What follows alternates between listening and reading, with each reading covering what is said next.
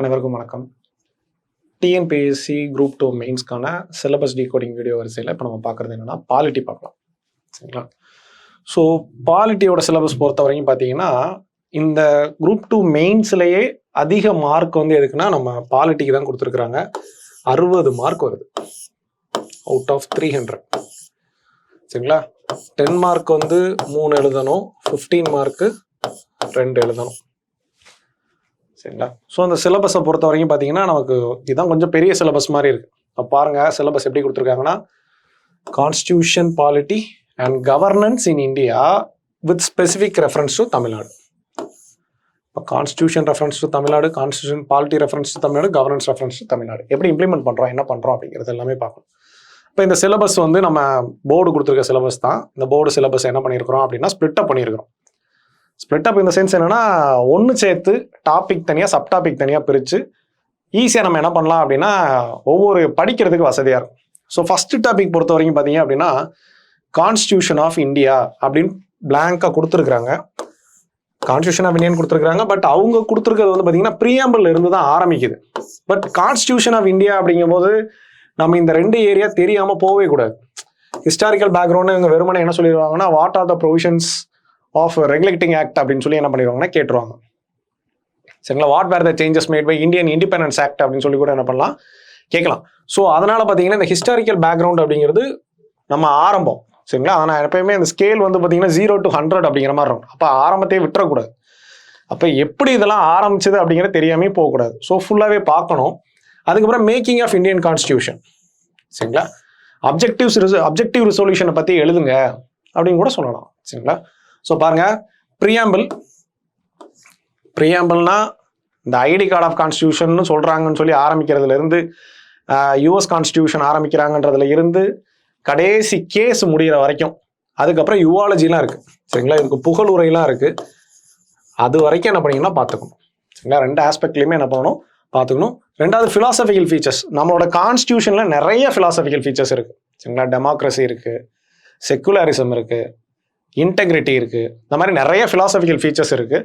So அந்த மாதிரி என்னென்ன ஃபிலாசபிக்கல், மோஸ்ட்லி ப்ரீஆம்பிள் இருக்கக்கூடிய எல்லாமே ஃபிலாசபிக்கல் ஃபீச்சர்ஸ் தான். சாவர்னிட்டிங்கிறதே ஃபிலாசபிக்கல் ஃபீச்சர் தான்.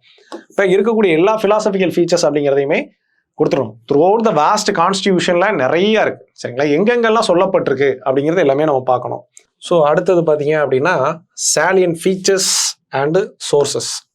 இப்போ சாலியன்ட் ஃபீச்சர்ஸ் அண்ட் சோர்சஸ் அப்படிங்கிறது பார்த்தீங்கன்னா சாலியன்ட் ஃபீச்சர்ஸில் ஒரு 17 பாயிண்ட் இருக்குது. சோர்சஸ் ஆஃப் த கான்ஸ்டியூஷன் நம்ம எங்கேருந்து டிரைவ் பண்ணுறோம் அப்படிங்கிறது. இப்போ இந்த சாலியன்ட் ஃபீச்சர்ஸை பொறுத்த வரைக்கும் பார்த்தீங்கன்னா நம்மளோட கான்ஸ்டியூஷன் எப்படி நம்ம அடாப்ட் பண்ணிக்கிட்டோம் அப்படிங்கிறது இருக்குது. அப்போ லென்த்தியஸ்ட் ரிட்டன் கான்ஸ்டியூஷன் அப்படின்னு சொல்லி சொல்கிறோம். கான்ஸ்டியூஷன் நிறைய டைப் இருக்குது. இவால்வ்டு கான்ஸ்டியூஷன் இருக்குது, எனாக்டட் கான்ஸ்டியூஷன் இருக்குது, ரிட்டன் இருக்குது, அன்ரிட்டன் இருக்குது, ரிஜிட் கான்ஸ்டியூஷன், ஃப்ளெக்சிபிள் கான்ஸ்டியூஷன் இருக்குது. சரிங்களா? ஸோ இப்படி கான்ஸ்டியூஷனோட டைப்ஸ் நிறைய இருக்குது. நம்மளோட கான்ஸ்டியூஷன் என்ன மாதிரியான டைப்பு? சரிங்களா? Blend of rigidity and flexibility அப்படின்னு சொல்லி சொல்லுவோம். யூனிவர்சல் அடல்ட் ஃப்ரான்ச்சைஸ் வச்சிருக்குன்னு சொல்கிறோம். ஃபண்டமெண்டல் ரைட்ஸ் இருக்குன்னு சொல்கிறோம். சரிங்களா? So parliamentary form of government அப்படின்னு சொல்லி சொல்லுவோம். அப்போ இதெல்லாம் தான் எனது சாலியன்ட் ஃபீச்சர்ஸ் அப்படின்னு பார்க்குறோம். சோர்சஸ் வந்து பல்வேறு நாடுகள் கிட்ட இருந்து என்ன பண்ணியிருப்போம்னா வாங்கியிருப்போம். அடிப்படையாக நம்மளோட கவர்மெண்ட் ஆஃப் இந்தியா 1935 அடிப்படையில் உருவாக்கப்பட்டிருக்கோம். சரிங்களா? ஸோ இதுதான். அப்போ என்ன பண்ணலாம்னா சாலியன்ட் ஃபீச்சர்ஸை வச்சுட்டு நீங்கள் இதை வந்து ஜஸ்டிஃபை பண்ணுங்கன்னு கூட என்ன பண்ணலாம்னா கேட்கலாம். சரிங்களா? Indian constitution is neither rigid நார் ஃப்ளெக்சிபிள், ஜஸ்டிஃபை பண்ணுங்க அப்படின்னு கூட கேட்கலாம். அடுத்து பாருங்க, union states and union territory. அதாவது பார்ட் 1ல் பார்த்தீங்க அப்படின்னா ஆர்டிகல் 1லேருந்து 4 வரைக்கும் இருக்கும். ஸோ ABCD ஸ்டேட்ஸ் அதோட டிஃப்ரென்ஸ் என்ன, அதேமாரி தார் கமிஷனு, சரிங்களா, ஜேவிபி கமிட்டி, அதுக்கப்புறம் ஃபைசல் அலி, இந்த கமிஷனோட ரிப்போர்ட்ஸ் என்ன, எதுக்காக மொழி வாரியாக மாநிலங்கள் பிரிக்கப்பட்டுச்சு, மொழி வாரியாக மாநிலங்கள் பிரிக்கப்பட்டது நல்லதா கெட்டதா அப்படிங்கிற மாதிரியான கூட என்ன பண்ணலாம் கேட்கலாம். ஸோ அதே மாதிரி சிட்டிசன்ஷிப்பு அப்படிங்கிறத பொறுத்த வரைக்கும் பார்த்தீங்கன்னா பார்ட் வரும். 5 பார்ட், ஆர்டிகல் 5லேருந்து 11 வரைக்கும் இருக்கும். சிட்டிசன்ஷிப்பு ஃபஸ்ட்டு ஏலியன்னா யார், சிட்டிசன்னா யார், ஃப்ரெண்ட்லி ஏலியன்னா யார், எனிமி ஏலியன்னா யார். ஸோ இந்த மாதிரியான போயிட்டே இருக்கும். ஸோ இதுக்குள்ளே பார்த்தீங்க அப்படின்னா சிட்டிசன்ஷிப்பை அக்வயர் பண்ணுறதுக்கு என்னென்ன வழி, சிட்டிசன்ஷிப்பை லூஸ் பண்ணுறதுக்கு என்னென்ன வழிகள்லாம் இருக்குது. சரிங்களா? ஸோ அதை கேட்கலாம். இப்படியே கேள்வி கேட்கலாம். NRIக்கும் பர்சன் ஆஃப் இந்தியன் ஆரிஜினுக்கும் overseas citizen card holder, overseas citizens of India. சரிங்களா? இவங்க 3 பேருக்கும் கம்பேரிசன் எழுது அப்படின்னு கூட என்ன பண்ணலாம்னா கேட்கலாம், கேள்விகள் கேட்கலாம். சிட்டிசன்ஷிப்புங்கிறது ஒரு முக்கியமானது. இந்த சிட்டிசன்ஷிப் ஆக்ட் 1955 இருந்து இப்போ நடந்துட்டு இருக்க பிரச்சனை வரைக்கும் என்ன பண்ணலாம்னா கேள்வி கேட்கலாம். ஃபண்டமெண்டல் ரைட்ஸ் சரிங்களா, எல்லாருக்குமே தெரிஞ்ச டாபிக் தான். ஸோ ரூல் ஆஃப் லா என்னன்னு சொல்லி கேட்கலாம் சரிங்களா. ஃபண்டமெண்டல் ரைட்ஸில் ரைட்ஸ் அவுட் சைட் பார்ட் 3 என்னன்னு கேட்கலாம். எக்ஸப்ஷன் டு ஃபண்டமெண்டல் ரைட்ஸ் அப்படிங்கிறதான்னு கேட்கலாம். ஆர்டிகல் 31A என்ன, 31B என்ன, 31C என்னன்னு சொல்லி என்ன பண்ணலாம் கேட்கலாம். இது நிறைய இருக்குது. டாபிக் கொஞ்சம் டீப்பான டாபிக் தான். அதேமாரி ஃபண்டமெண்டல் டியூட்டிஸு சரிங்களா, டிபிஎஸ்பி சரிங்களா, அதில் வெர்மா கமிட்டி அப்சர்வேஷன் என்ன சரிங்களா கேட்கலாம். டிபிஎஸ்பி லிபரலைசேஷன் பிரின்சிபல் என்னென்ன சொல்லுது கேட்கலாம் சரிங்களா. ஸோ இது எல்லாமே பார்த்தீங்கன்னா கான்ஸ்டியூஷன் ஆஃப் இந்தியா அப்படிங்கிற டாபிக். இது வந்து நீங்கள் தயார்படுத்துறதுக்கு இந்தியாவோட கான்ஸ்டியூஷனை தெரிஞ்சுக்கிறதுக்கு இவ்வளோ டாபிக் படிச்சுக்கணும். இதுக்கப்புறம் இருக்கிறது எல்லாமே கொஞ்சம் ஈஸியாகவே இருக்கும் சரிங்களா. ஸோ யூனியன் எக்ஸிக்யூட்டிவ், இந்த யூனியன் எக்ஸிக்யூட்டிவ்ல பார்த்தீங்கன்னா அட்டார்னி ஜெனரலாக கொடுக்கவே இல்லை சிலபஸில் சரிங்களா. ஆனால் காமனாக யூனியன் எக்ஸிக்யூட்டிவ் அப்படின்னு ஒரு வேர்டு சொல்கிறதுல இவ்வளோ படிச்சுட்டோம். அந்த அட்டார்னி ஜெனரல் ஒருத்தரையும் சேர்த்து படிச்சிடலாம், பெரிய விஷயம் இல்லை சரிங்களா. ஸோ பாருங்க, பிரசிடென்ட்னா டாப் டு பாட்டம் படிச்சுக்கணும். Elections of president, removal of president, powers of president சரிங்களா, what are the limitations to power of president இப்படி கேட்கலாம் சரிங்களா.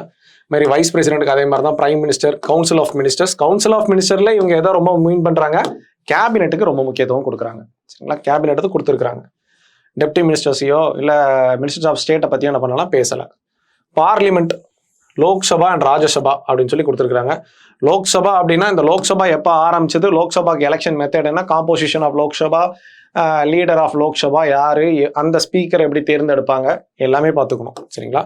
அதுமாரி ராஜ்யசபாக்கும் பார்லிமெண்ட்ரி கமிட்டிஸ், பார்லிமெண்ட்ல இருக்கக்கூடிய கமிட்டிஸ் என்னெல்லாம் இருக்கு சரிங்களா. அதே மாதிரி பார்த்தீங்கன்னா அது நிறைய இருக்கும். பிசினஸ் அட்வைசரி கமிட்டி இருக்கும், எத்திக்ஸ் கமிட்டி இருக்கும், டே டு டே கமிட்டி இருக்கும். இந்த மாதிரி நிறைய ஏகப்பட்ட கமிட்டி இருக்கும். ஒரு ஸ்டாண்டிங் கமிட்டி ஒரு 24 கமிட்டி இருக்கும் சரிங்களா. அடுத்து பார்த்தீங்கன்னா மேஜர் கான்ஸ்டியூஷன் அமெண்ட்மெண்ட் சரிங்களா. இப்போ கூட பார்த்தீங்கன்னா இந்த குரூப் 1ல 73rd அமெண்ட்மெண்ட்டை பற்றி கேட்டிருக்காங்க. இப்போ ஏதாவது ஒரு அமெண்ட்மெண்ட் ரொம்ப முக்கியத்துவம் வாய்ந்ததாக இருக்குது அப்படின்னா அதை என்ன பண்ணுவாங்க, டெஃபினட்டாக கேட்பாங்க. பட் 73rd அமெண்ட்மெண்ட் சிலபஸில் தனியாக வேர்டே மென்ஷன் ஆயிருக்கு. சிலபஸில் இருக்கக்கூடிய வார்த்தை, அதாவது ஒரு வார்த்தையை கூட நம்ம என்னன்னு தெரிஞ்சுக்காம என்ன பண்ணிடணும், எக்ஸாம் போயிடக்கூடாது. எல்லா வார்த்தையும் அட்லீஸ்ட் என்ன பண்ணிடணும், நம்ம ஒரு கிளான்ஸாவது பார்த்துக்கணும். அடுத்து பாருங்க, ஸ்டேட் கவர்மெண்ட். யூனியன் கவர்மெண்ட் முடிஞ்சது, அடுத்து ஸ்டேட் கவர்மெண்ட். அங்கே பிரைம் மினிஸ்டர் கொடுத்துருக்காங்க, இங்கே சீஃப் மினிஸ்டர் கொடுத்துருக்காங்க, கவுன்சில் ஆஃப் மினிஸ்டர்ஸ் தான் கொடுத்துருக்காங்க சரிங்களா. அங்கே பார்லிமெண்ட் கொடுத்துருந்தாங்க, இங்கே தமிழ்நாடு ஸ்டேட் லெஜிஸ்லேட்டிவ் அசம்பிளி, அதோட ஸ்ட்ரக்சர், பவர்ஸ் அண்ட் ஃபங்க்ஷன்ஸ் சரிங்களா. பொதுவாக ஸ்டேட் லெஜிஸ்லேட்டிவ் அசம்பிளி, ஸ்டேட் லெஜிஸ்லேச்சர்னு கொடுப்பாங்க. இப்போ ஸ்டேட் கவர்மெண்ட்னு கொடுத்து என்ன பண்ணுறாங்க, ஸ்டேட் லெஜிஸ்லேட்டிவ் அசம்பிளி தான் கொடுத்துருக்காங்க. ஸ்டேட் லெஜிஸ்லேட்டிவ் கவுன்சிலை பற்றி என்ன பண்ணல, மென்ஷன் பண்ணலை சரிங்களா. ஸ்டேட் கவர்மெண்ட் முடிஞ்சிருக்கு. லோக்கல் கவர்மெண்ட்டை பொறுத்த வரைக்கும் பாருங்க, 3 tier சிஸ்டம் சரிங்களா. அதுவும் பஞ்சாயத்து ராஜ் மட்டும்தான் உள்ள வருது சரிங்களா. அர்பன் லோக்கல் பாடியை பற்றி என்ன பண்ணலாம் பேசலை சரிங்களா. 73rd and 74th constitution amendment. இந்த 74th அமெண்ட்மெண்ட் வர்றதால நம்ம என்ன பண்ணிக்கணும்னா அர்பன் லோக்கல் பாடியை உள்ள பார்த்துக்கணும் சரிங்களா. இது மாதிரி பாருங்க, தமிழ்நாடு பஞ்சாயத்து ஆக்ட் 1994, கிராம சபா என்ன, working of panchayat raj institutions in Tamil Nadu, role of district collector. இது கவர்னன்ஸோட topic, role of district collector in development administration. இப்போ உங்களுக்கு எப்படி கேட்குறாங்கன்னா, யூனியன் கவர்மெண்ட் முடிக்கணும், யூனியன் கவர்மெண்ட் முடிச்சதுக்கப்புறம் ஸ்டேட் கவர்மெண்ட் முடிச்சதுக்கப்புறம் பார்த்தீங்கன்னா லோக்கல் பாடி. அப்படியே அந்த படிநிலையாக கம்ப்ளீட்டாகவே என்ன பண்ணியிருக்காங்கன்னா கொடுத்துருக்காங்க. அடுத்து பாருங்க, டைனமிக்ஸ் ஆஃப் இந்தியன் ஃபெடரலிசம் சரிங்களா. ப்ரிலிம்ஸை பொறுத்தவங்க ஸ்பிரிட் ஆஃப் இந்தியன் ஃபெடரலிசம் கொடுத்து சென்ட்ரல் ஸ்டேட் ரிலேஷன் கொடுப்பாங்க. இது ஒரே ஒரு லெசன் தான். அந்த லெசனுக்குள்ள பார்த்தீங்க அப்படின்னா administrative relation, legislative relation, financial relation இருக்கும், பின்னாடி கமிஷன்ஸ் இருக்கும். அந்த கமிஷனுக்குள்ள பார்த்தீங்கன்னா என்னென்ன இஷ்யூ இருந்துச்சு, அதை கொண்டு வரதுக்கு என்னென்ன சேலஞ்சஸ் இருந்துச்சு அப்படிங்கிறது இருக்கும் சரிங்களா. இஷ்யூஸ் அண்ட் சேலஞ்சஸ் அப்படிங்கிறது அதுதான். இது ஆக்சுவலாக படிக்கும் போதே பார்த்தீங்கன்னா சென்ட்ரல் கவர்மெண்ட்டுக்கு தான் அதிக பவர் இருக்க மாதிரியே இருக்கும் சரிங்களா. ஸோ அடுத்தது ஜுடிஷியரி சரிங்களா. ஜுடிஷியரி அப்படிங்கும்போது ஸ்டார்டிங் ஃப்ரம் சுப்ரீம் கோர்ட்ல இருந்து கீழே இருக்கக்கூடியங்க சபார்டினேட் கோர்ட் வரைக்கும், supreme court, high court, district court, subordinate courts வரைக்கும் என்ன பண்றாங்கன்னா படிக்கிறாங்க, கேட்குறாங்க. அதில் என்ன கொடுத்துருக்காங்கன்னா ஸ்ட்ரக்சர் அண்ட் ஃபங்க்ஷன்ஸ். அப்போ structure of supreme court, functions of supreme court, powers of supreme court, இப்போ structure of high court, functions of high court, structure of district court, functions of district court. அப்போ இது ரெண்டுக்கும் common தான், எல்லாத்துக்கும் என்ன பண்ணணும் இதை பார்க்கணும். அடுத்து பாருங்க, judicial review, judicial activism, public interest litigation, PIL. அப்போ இது மூணுமே 3 கான்செப்ட். இது ஒவ்வொன்றுமே ஒரு 15 மார்க் கொஸ்டின் தான். ஜுடிஷியல் ஆக்டிவிசம்னா என்ன, ஜுடிஷியல் ரிவ்யூனா என்ன, பப்ளிக் இன்ட்ரெஸ்ட் லிட்டிகேஷனா என்ன, இது ஒவ்வொன்றுமே ஒரு 15 மார்க் கொஸ்டினா நம்ம என்ன பண்ணலாம்னா ரெடிமேட் ஆன்சர் ரெடி பண்ணி வச்சுக்கலாம். ஸோ அடுத்து பார்த்தீங்கன்னா ரெண்டாவது எலெக்ஷன் கமிஷன் அப்படின்னு சொல்லி கொடுத்துருக்காங்க. என்னெல்லாம் கொடுத்துருக்காங்க பாருங்க. கான்ஸ்டியூஷனல் ப்ரொவிஷன் வந்திருக்குது, காம்போசிஷன் வந்திருக்கு, பவர்ஸு, ஃபங்க்ஷன்ஸ். அப்போ எலெக்ஷன் கமிஷன் கம்ப்ளீட்டாக வந்துருச்சு. அப்போ நம்ம எங்கே ஆரம்பிக்கணும் அப்படின்னா எலெக்ஷன் கமிஷன் ஆர்டிகல் 324 பிடிச்சு 1950 ஆரம்பிக்கப்பட்ட அமைப்பு. இது ஒரு சுதந்திரமான ஒரு அமைப்பு அப்படின்னு சொல்லி இழுத்து கொண்டு வந்து 61st அமெண்ட்மெண்ட் எல்லாத்தையும் இப்போ ப்ரெசென்ட்ல யார் இருக்கிறாங்கன்ற வரைக்கும் நீங்கள் படிச்சு வச்சுக்கணும். இந்த மாதிரியான ஏரியா ஒரு அட்வான்டேஜ் என்னன்னா, இதுக்கு நம்ம ஒரு ரெடிமேட் ஆன்சரை ரெடி பண்ணி வச்சுக்கலாம். சரிங்களா? அதாவது கேள்வியோட டிமாண்ட் எப்படினாலும் மாறும், ஆனால் அதோட ஃபண்டமெண்டல் வந்து மாறுறதுக்கு வாய்ப்பு இல்லை. சரிங்களா? அப்போ நம்ம எந்த டிமாண்டு கேட்டிருக்காங்கன்றதை பொறுத்து நம்ம என்ன பண்ணிக்கலாம், நம்ம ப்ரிப்பேர் பண்ணி வச்சிருக்க ரெடிமேட் ஆன்சர்லேருந்து எடுத்து எழுதி வச்சுக்கலாம். சரிங்களா? ஸோ இந்த மாதிரியான காமன் டாப்பிக்கு எப்பயுமே இந்த ஜுடிஷியல் ஆக்டிவிசம் பார்த்தோம், ஜுடிஷியல் ரிவ்யூ பார்த்தோம். சரிங்களா? அதில் அனலிட்டிக்கலாக வந்து கேட்கறதுக்கு சான்ஸ் இருக்காது. சரிங்களா? அனலிட்டிக்கலாக கேட்டாலும் நீங்கள் வந்து என்ன பண்ண முடியாது, ஃபண்டமெண்டலாக எழுதாமல் அதை சொல்லவும் முடியாது. அப்படிங்கும்போது இந்த மாதிரியான டாப்பிக்கு எப்பயுமே ஒரு 15 மார்க்குக்கு அளவுக்கு ஒரு ஆன்சரை ரெடி பண்ணி வச்சுக்கணும். சரிங்களா? எழுதும்போது அந்த கண்டெக்ஸ்ட் என்ன கேட்டிருக்காங்க அப்படிங்கிறத பொறுத்துட்டு இந்த நீங்கள் ரெடிமேட் பண்ணி வச்சிருக்க ஆன்சரில் ஒரு 70% கொடுத்துட்டு அதுக்கப்புறம் அனலிட்டிக்கலாக கூட என்ன பண்ணலாம், எழுதலாம். மோஸ்ட்லி இந்த மாதிரியான ஏரியாவில் 100% டைனமிக்காக வரதுக்கு வாய்ப்பு இல்லை, ஸ்டாட்டிக்காக மட்டும்தான் கேட்பாங்க. சரிங்களா? அடுத்தது பாருங்க, party system in India. So party system in India அப்படிங்கும்போது இந்த கண்டெக்ஸ்ட்டுக்கு எப்படி இருக்கும் அப்படின்னா, பை பார்ட்டி, மல்டிபிள் பார்ட்டி, நிறைய இருக்கு, நிறைய சிங்கிள் பொலிட்டிக்கல் பார்ட்டி, இந்த மாதிரி நிறைய சிஸ்டம் இருக்கு. ஸோ இந்தியாவில் என்ன ஃபாலோ பண்றோம் அப்படிங்கிறாங்க. அப்புறம் regional and national political parties. Regional national political பார்ட்டினா மாநில கட்சிகள் என்னென்ன இருக்கு, மாநில கட்சிகள் ஆகிறதுக்கு அந்தஸ்து அடையிறதுக்கு என்னென்ன கிரைட்டீரியாவை சாட்டிஸ்ஃபை பண்ணணும், தேசிய கட்சி ஆகணும்னா அது என்னென்ன கிரைட்டீரியாவை சாட்டிஸ்ஃபை பண்ணணும், both in India and in Tamil Nadu. சரிங்களா? இது வந்து மெக்கானிசம் தான் கேட்குறாங்க. ஒரு தேசிய கட்சி அப்படின்னு சொல்லி பொருள் பட்டு கேட்கல. சரிங்களா? ஒரு தேசிய கட்சினா அந்த கட்சியோட பேர் இங்கே மென்ஷன் ஆகல, but it is a national party. அந்த நேஷனல் பார்ட்டிக்கு எப்படி அந்த மெக்கானிசம் எப்படி அது உருவாகுது அப்படிங்கிறத கேட்குறாங்க. சரிங்களா? அடுத்தது பாருங்க, இன்டெகிரிட்டி இன் இந்தியன் பாலிட்டியில, அதாவது ஆன்டி கரப்ஷன் மெஷர்ஸ். சரிங்களா? Corruption in politics. பாலிட்டியில என்ன அரசியல் என்னென்ன மாதிரியான ஊழல்கள் நடக்குது அப்படிங்கிறாங்க, அதுக்கு ஆன்டி கரப்ஷன் மெஷர்ஸ். இது ஒரு முக்கியமான டாபிக்ங்க. ஏன்னா போன குரூப் 2லயே இந்த இதில் கொஸ்டின் கேட்டிருந்தாங்க. சரிங்களா? Anti corruption devices which are formed by government of India என்னெல்லாம் எழுதுங்க அப்படின்னு சொல்லி கேட்டிருந்தாங்க. இப்போ Lokpal, Lok Ayukta, central vigilance commission, comptroller auditor general, central bureau of investigation, ED, RTAA. சரிங்களா? Right to services, consumer right, இது எல்லாம் என்னாவது கன்சியூமர் ரைட்ஸுங்கிற தனி டாபிக். சரிங்களா? ஸோ இது எல்லாம் இது ஒரு கண்டெக்ஸ்ட், அதாவது ஆன்டி கரப்ஷன் மெஷர்ஸ்ல எடுத்த நடவடிக்கைகள் இதெல்லாம். சரிங்களா? கன்சியூமர் ரைட்ஸ்ல என்ன கேட்டிருக்காங்கன்னா கன்சியூமர் ப்ரொடெக்ஷன் ஆக்ட். இப்போ கன்சியூமர் ரைட்ஸ்னா முதல்ல என்ன அப்படின்ட்டு ஒன்று இருக்கு. இந்த காந்தி ஒன்று சொல்லியிருப்பார், கஸ்டமர் இஸ் ஆல்வேஸ் ரைட் அப்படிங்கிற மாதிரி ஒன்று சொல்லியிருப்பார்.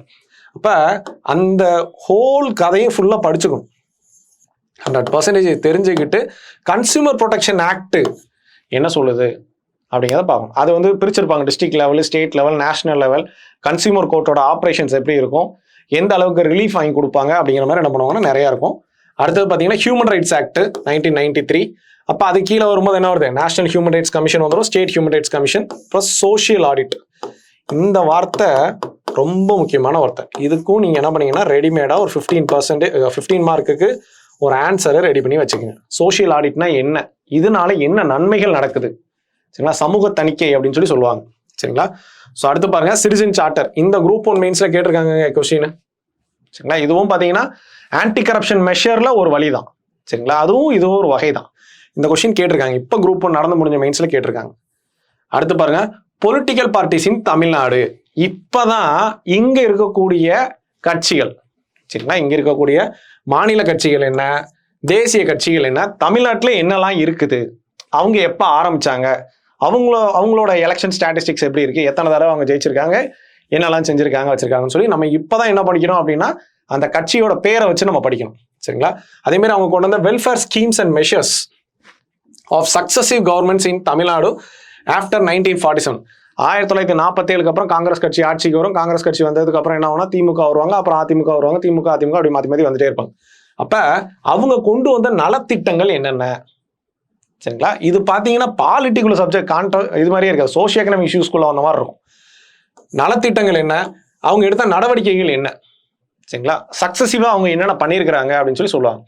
இப்போ ஃபார் எக்ஸாம்பிள் இந்த சக்சசிவ் கவர்மெண்ட்ஸ் ஆஃப் ஆஃப்டர் 1947 அப்படின்னா வேற ஒன்றும் இல்லை, மதிய உணவு திட்டம் காங்கிரஸ் கட்சியில் கொண்டு வந்திருப்பாங்க. அதுக்கப்புறம் பார்த்தீங்க அப்படின்னா சத்துணவு திட்டம்னு சொல்லி என்ன பண்ணியிருப்பாங்கன்னா எம்ஜிஆர் காலத்தில் கொண்டு வந்திருப்பாங்க. அதுக்கப்புறம் முட்டை போடுறது அப்படிங்கிறத வந்து கலைஞர் காலத்தில் கொண்டு வந்திருப்பாங்க. அப்போ ஒரே ஸ்கீம் தான், சக்சஸிவ் கவர்மெண்ட் வரும்போது அது என்ன ஆகுனா அப்டேட் பண்ணிக்கிட்டே இருப்பாங்க. ஸோ அந்த மாதிரியான நலத்திட்டங்கள் என்னென்ன இருக்குது அப்படிங்கிறத தேடி பார்த்தாலே போதும். அதேமாதிரி ரிசர்வேஷன் பாலிசி ஆஃப் தமிழ்நாடு, இடஒதுக்கீட்டு கொள்கை 69% இடஒதுக்கீடு இருக்கு. அதுக்கு என்னென்ன கமிஷன் போட்டிருக்காங்க சரிங்களா? ஸோ அந்த கமிஷன்ஸ் என்னென்ன சொல்லுது அப்படிங்கிறது பேசுறாங்க. அப்புறம் இருமொழி கொள்கை, லாங்குவேஜ் பாலிசி சரிங்களா? Why we are adopting 2 language policy. அப்போ அண்ணா அவரோட பீரியட்லேருந்து எப்படி இந்த 2 லாங்குவேஜ் பாலிசிக்கு என்னெல்லாம் செய்கிறாங்க, என்னென்ன நடந்துட்டு இருக்கு அப்படிங்கிறத சொல்றாங்க. ஸோ இந்த டாபிக் வந்து பார்த்தீங்கன்னா அனாலிட்டிக்கலாக எழுதுற மாதிரி தான் இருக்கும், ஸ்டாட்டிக் எழுதுற மாதிரி இருக்காது. நீங்கள் புரிஞ்சு அந்த கண்டெக்ஸ்ட்டை எழுதணும். எக்காரணத்தை கொண்டும் அப்போஸ் பண்ணி எழுதவே கூடாது. நம்ம ஸ்டேட் கவர்மெண்ட் எது செஞ்சாலும் அது கரெக்டாக தான் செய்யும் அப்படிங்கிற அந்த கான்செப்டில் தான் என்ன பண்ணணும்னா இந்த கொஸ்டின் எல்லாமே ஆன்சர் பண்ணணும். அடுத்து பாருங்க, இந்த ஸ்கீம் இங்கே கொண்டு வந்திருப்பாங்கல்ல, impact of welfare schemes and measures in socio economic development of Tamil Nadu. இப்போ impact of welfare schemes and measures in socio economic development ஒன்றும் கிடையாதுங்க. இப்போ வந்து இந்த மார்னிங் பிரேக்ஃபாஸ்ட் ஸ்கீம்னு ஒன்று கொண்டு வந்தாங்க, காலை உணவு திட்டம்னு ஒன்று கொண்டு வந்தாங்க. இந்த காலை உணவு திட்டம் கொண்டு வரும்போது பார்த்தீங்கன்னா நிறையா கிரிட்டிசிசம் அது இதுன்னு பண்ணிட்டு இருந்தாங்க. காலை உணவு திட்டம் வந்ததுக்கப்புறம் இப்போ ரிப்போர்ட் என்ன சொல்லியிருக்காங்க அப்படின்னா, கவர்மெண்ட் ஸ்கூலில் என்ரோல்மெண்ட் வந்து அதிகரிச்சிருக்கு அப்படின்னு சொல்லி சொல்கிறாங்க. அதேமாரி ஸ்கூல் ட்ராப் அவுட் வந்து என்ன இருக்கு, குறைஞ்சிருக்கு அப்படின்றாங்க. அப்போ இதுதான் என்னன்னா அவுட்கம் சரிங்களா, இம்பாக்ட் அப்படின்னு சொல்லி இதுதான் பாசிட்டிவ் இம்பாக்ட் அப்படின்னு சொல்லி பார்க்குறோம். அப்போ ஒரிஜினல் இம்பாக்ட் அப்படிங்கிறது என்ன அப்படின்னா, காலை உணவு திட்டம் கொண்டு வந்ததால அல்டிமேட் ரிசல்ட் என்ன அப்படின்னா லிட்ரஸி ரேட் இன்க்ரீஸ் ஆகுது அப்படிங்கிறது தான். அப்போ இது மாதிரி ஒவ்வொரு ஸ்கீம் அதோட இம்பாக்ட் என்னென்ன சொசைட்டியில் என்னெல்லாம் செய்யுது. இப்போ இந்த விடியல் பயணம் அப்படின்னு ஒரு ஸ்கீம் இருக்கு. ஸோ அதில் பார்த்தீங்கன்னா 560 கோடி பயணங்கள் வந்து மேற்கொள்ளப்பட்டிருக்கு அப்படின்னு சொல்லி சொல்கிறாங்க. ஸோ அப்போ இந்த ஸ்கீம்ஸோட அவுட்கம் என்ன அப்படிங்கிறதையும் படிக்கணும் சரிங்களா. அடுத்து பார்த்தீங்கன்னா education and health administrative structure in Tamil Nadu. So அதோட ஆரம்பம் எப்படி இருந்துச்சு, எஜுகேஷனில் எப்படி பண்ணியிருக்கிறோம், ஹெல்த்துக்கு என்னெல்லாம் பண்ணியிருக்கிறோம், அதோட அட்மினிஸ்ட்ரேஷன் என்னெல்லாம் பண்ணுறோம் அப்படிங்கிறத சொல்கிறோம். அப்போ எஜுகேஷனுக்குன்னு சொல்லிட்டு நம்ம ஒரு டைரக்டரேட் வச்சுருக்கிறோம், ஹெல்த்துக்குன்னு ஒரு டைரக்டரேட் வச்சுருக்கிறோம் சரிங்களா.